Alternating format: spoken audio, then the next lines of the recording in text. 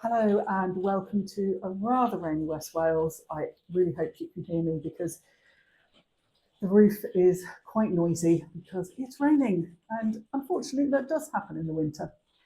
If you're new here, my name is Becca. I'm a hand spinner, knitter and newbie weaver, and this is one of the series of videos that I've been making about my long-term creative project, which is to spin all the rare breed sheep breeds in the UK.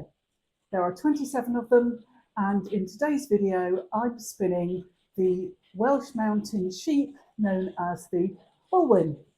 So the Balwen is quite a striking looking sheep. It's black fading to brown with a white blaze, 4 white socks and a little bit of white on the end of its tail. Bit of breed history. They originate from the Cambrian Mountains in mid Wales. So if you have a look on a map and look for towns like Llandilo or Llandovery, that's the sort of geographical area that they originally come from. They, of course, are now very widespread, or as widespread as rare breeds get. They were nearly completely wiped out as a breed in the very hard winter of 1946, 1947. And over the years between the sort of that period and the mid-80s, there was a very few dedicated farmers that kept the breed going. And it increased so much so that in 1985 they formed a breed society, and now the prospects for the breed are looking really good. People like them. They're quite a small breed, so if you're a smallholder and you don't want to have lots of big sheep because they're quite difficult to handle, then they're a good breed. They are known to be not quite as, I was going to say naughty, not quite as naughty as the kind of pedigree Welsh Mountain breed. They're a little more docile. They're good mothers. They tend to have resistance to foot rot, which if you are keeping them on a Welsh Mountain, very important. They are primarily a meat breed, so they're not really kept for their fleece. But that doesn't mean that we shouldn't spin it.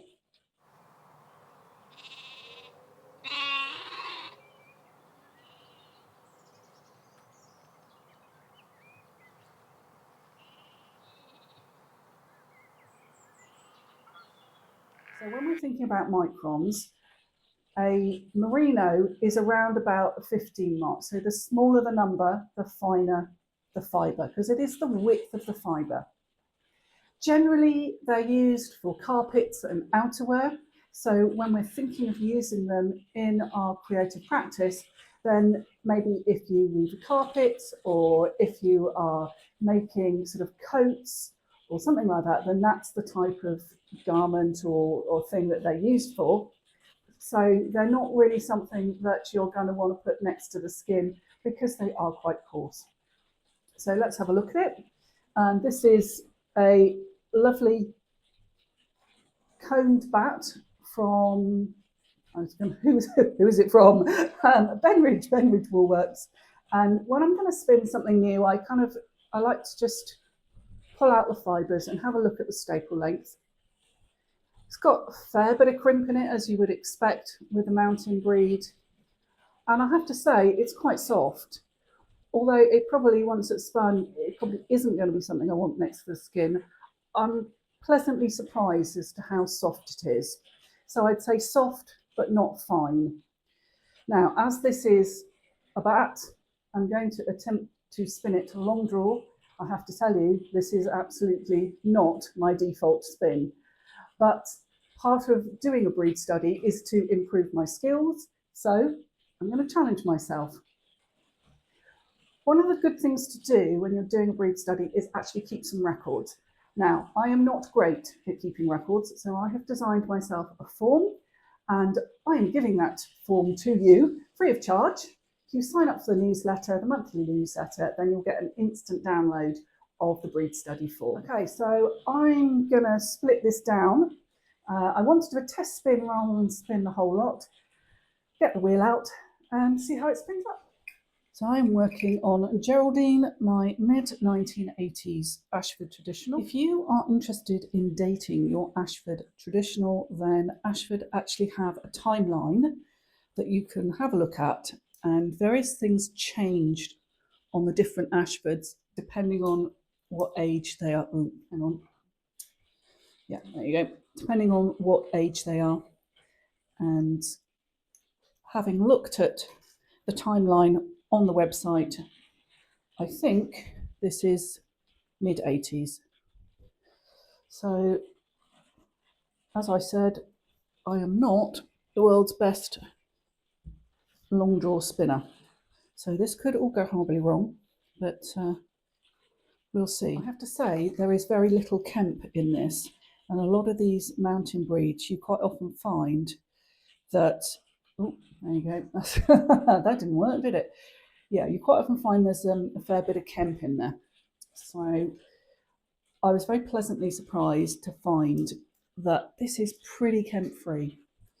It also is pretty VM free, and I'm surprised by that because I think these breeds that kind of live out the majority of the time, like the mountain breeds, particularly the mountain breeds of Wales that are literally up on open moorland or open mountains, they quite often have a good old bit of VM in them.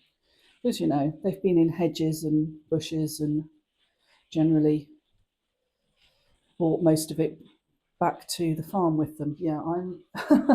This has got quite a lot of grease in it as well, and I don't like grease very much. I mean, it's good stuff. It'll moisturize your hands as you're spinning. I just don't like the texture very much. And lots of people really like spinning in the grease. I am not one of them.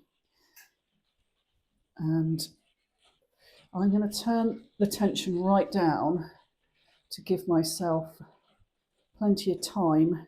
I'm not going to worry about if I'm putting too much twist in. I just want to try and establish the spin.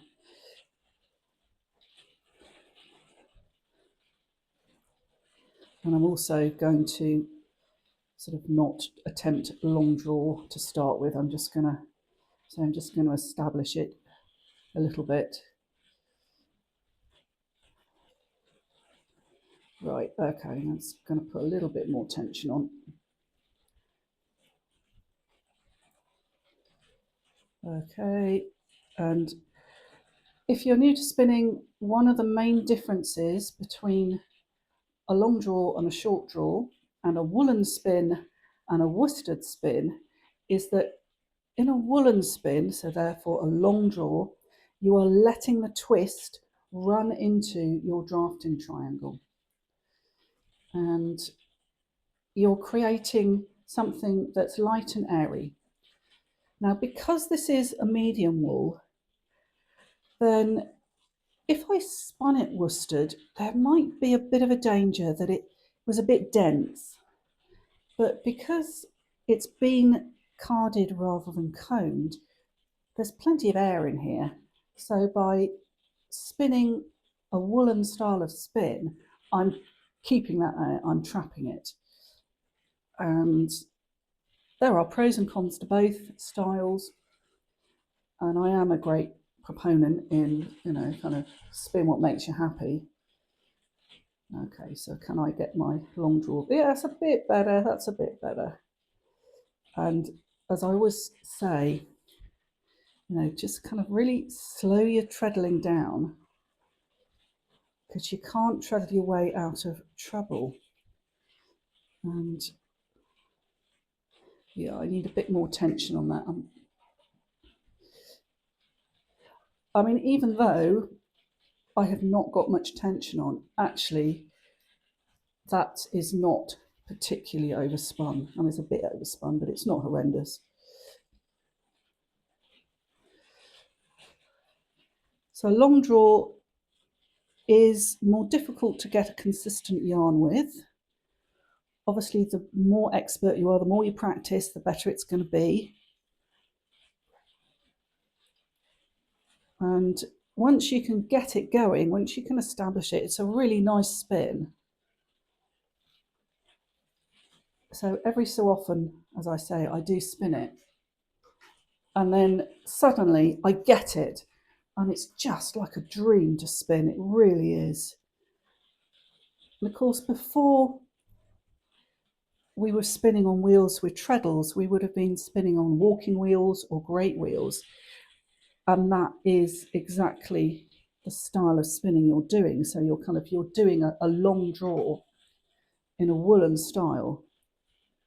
But as we have developed wool preparation and it's gone from being sort of something that we did at home to something that's done in a woolen mill, we get these very highly prepared comb tops. So it's very easy to spin a consistent yarn when you've got this kind of beautifully prepared wool top. So I'm getting there with this, and I'm always open to tips. And if you've not watched one of these videos before, then I have been spinning for nearly 20 years, but I spin an awful lot of the same stuff. So when I first learned to spin, I experimented, I spun, kind of everything in the mixture of styles. And then I fell into spinning very similar sorts of fibres in a very similar sort of way. And one of the great things about having this channel has been actually going back and relearning some of these techniques that I just haven't done in years and years and years. One of them being long draw. And I am getting better at it. And there is no substitute for practice. And I have to say that this is nice to spin. It's an easy spin. And I think that is because of the nature of the fibre. It's a medium fibre. It's not particularly slippery, so it's kind of got a little bit of tooth. So it is easier to spin than some of the finer fibres might be. I'm trying to kind of ignore the fact that there's a fair bit of grease in it, because as I say, it's a texture thing with me, and it's just my weirdness. I just don't like it. But anyway, we are getting there. We are getting there. I always like to know what you're spinning, so feel free to drop a comment, let me know what you're working on. And if you have any experience with this particular breed, and oh, that wasn't very clever, was it? Yeah. Okay, so polybands do stretch much more than something like hemp with beeswax on. And when they start to stretch, they kind of do that. They pop off when you don't want them to. So when I finish this spin, I think I'm going to have to shorten this a little bit. It's very simple to do. And again, drive bands are a very personal thing. When I started spinning, I had a cotton drive band. It was all right, but I really like a poly drive band. And I think the only way to know is experiment.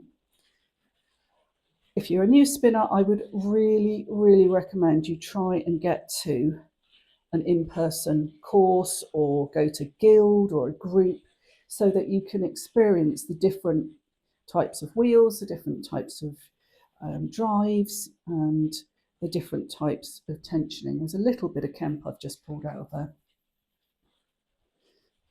I mean, I know it's not always possible, and I would really like to go to guild, as I probably have told you many times before, but I'm a caregiver, and that's just not something that is possible for me.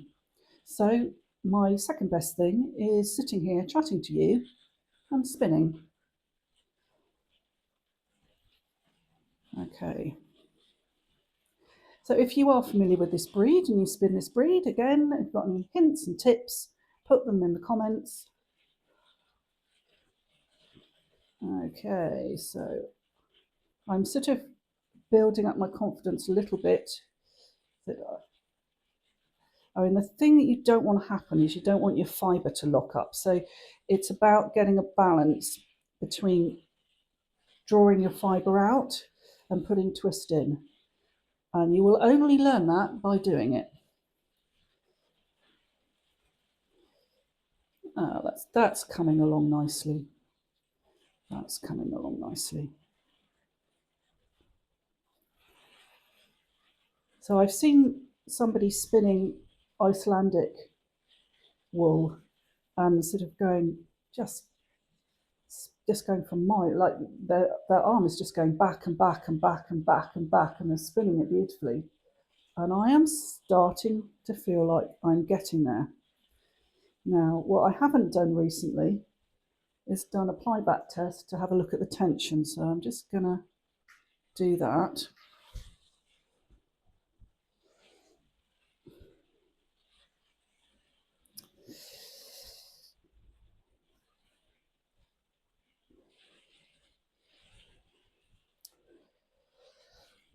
Yeah, I think I could do with turning the tension up a little bit.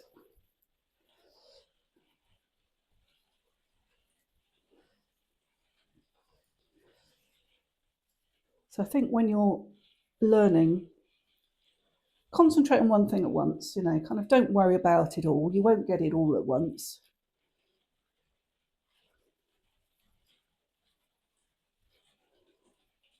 And I think if you're struggling with treadling, of course, now we have these wonderful e-spinners, and they're nowhere near as expensive as kind of full-on wheels, and they produce beautiful, beautiful yarns. So I think if you're nervous about treadling, maybe you've got kind of don't have brilliant knees, or there's something like that means that treadling's not suitable for you. I can't remember whose e-spinner I was looking at, and I was like, wow, that's lovely. So there's always more than one way of doing everything. And as a new spinner, if you are really finding it hard to kind of get the treadling and the kind of the getting your drafting triangle right, why not try an e-spinner? Right, as I'm doing a sample, that's all I'm going to do. I'm going to do another bobbin and go from there. So I was supposed to clear these bobbins before I started doing this spin, and I haven't. So I'm joining this onto the end of something else. I can't even remember what it is.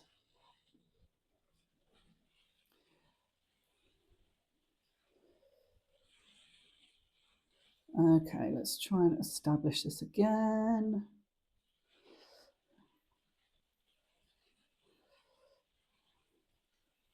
So, yeah.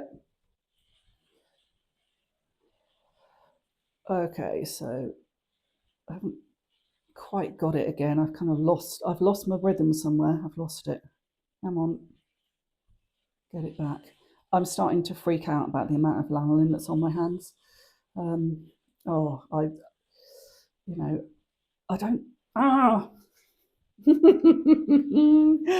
I might have to go and wash my hands. All I can think about is the feeling of the lanolin on my hands, and it's freaking me out so much. I think it might be because I'm neurodivergent. I think because I don't think other people get quite as freaked out as I do by lanolin. They think a lot of people, as I say, quite like it, but I'm like kind of ew, ew, ew, ew. I don't like it. Don't like it.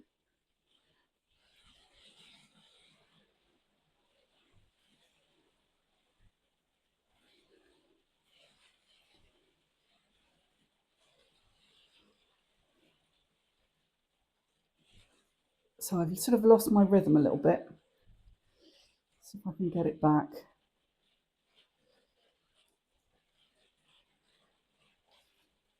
Oh, I have to go and wash my hands. I cannot cope with this. That's a bit better. Okay, let's see if I can establish this rhythm.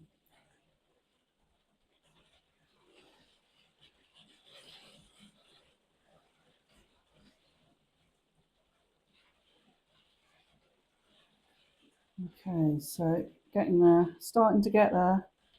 That's a bit better. So I don't want my fibre to lock up. And if I feel like it's locking up, what I'm doing is I'm just putting my front hand on just to kind of help to pull it out a bit so that I'm not locking that fibre up in the drafting triangle. Oh, we've got a bit of Kemp.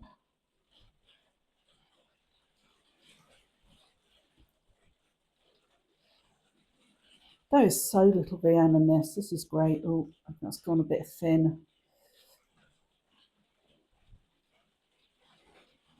It's gone a bit thin as well.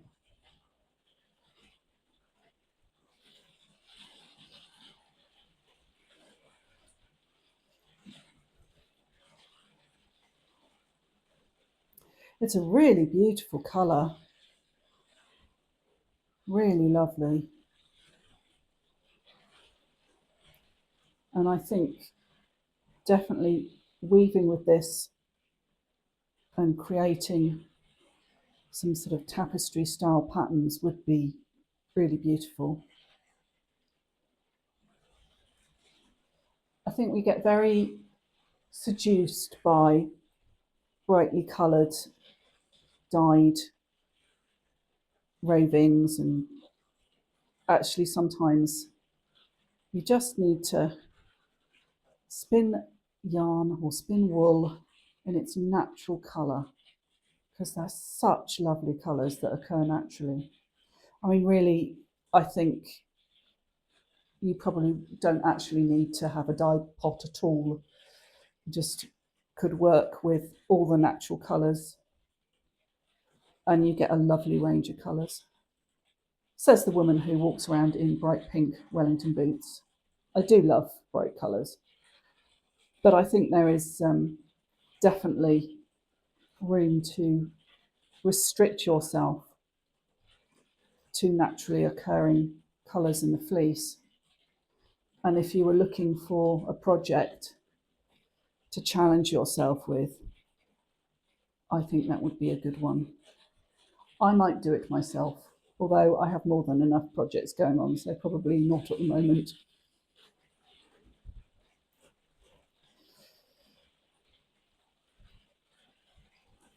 So every time I'm feeling not as confident in my long draw, I'm just kind of supporting it a little bit with my front hand. And it is about feeling how the fibre is working. So yes, I am watching it, but a lot of it is just the feel. And you can feel how the fibre is twisting.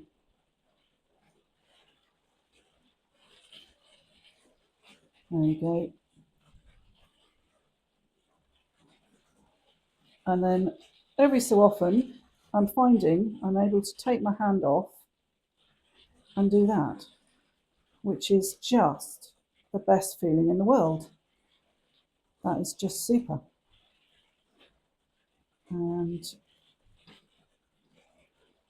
every time I spin long draw, I tell myself I must spin more long draw because it's just a lovely feeling. And then it's kind of, the fibre was locking up a bit, so I'll just go back and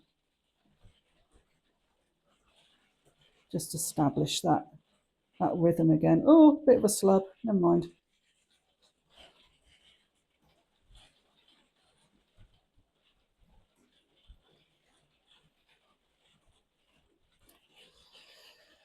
Ah, that is, there we go.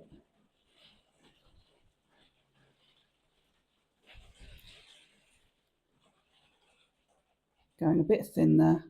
So let's slow it down and try and get back to what I was doing.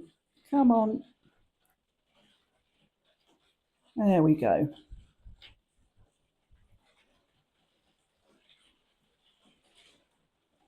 So the most important 3 things you can do as a new hand spinner is practice, practice, practice. Okay, well, I am going to apply this in a minute. I'm not going to spin this whole bit. There you go, that's a good point to finish and ply and finish. So I will come back to you when I've done a little knitted up sample. I've just finished that yarn, knitted it up into a little sample that I'll show you in a minute. I cannot spin any more of that fibre until I've scoured it again. It is a really personal thing, and I just don't like spinning with a lot of grease on the fibre, and there was really quite a lot on that. So it was only a little sample I spun up, but that really was as much as I could cope with. Anyway, so a couple of things to say. I'm coming up on nearly 5,000 subscribers, which is utterly astounding to me. And in good YouTube tradition, I'm going to do a 5,000 subscribers Q&A. So if you've got any questions you'd like me to answer, I've put a post in the community tab, so you can just ask questions there, or put them under this video. That's fine. Both will work, and I'll do that once I hit the 5k mark. So I'm spinning all the British rare breeds. If you are not in the UK and you want to follow along with this, or it's something you're interested in, I highly recommend you actually spin the breeds that are rare in your country, because it is about keeping those older breeds going, because they've got so much to offer us as hand spinners. If you'd like more information on the different breeds across the world, very good book you can look at is In Sheep's Clothing, A Hand Spinner's Guide to Wool, and I will link that in the description below.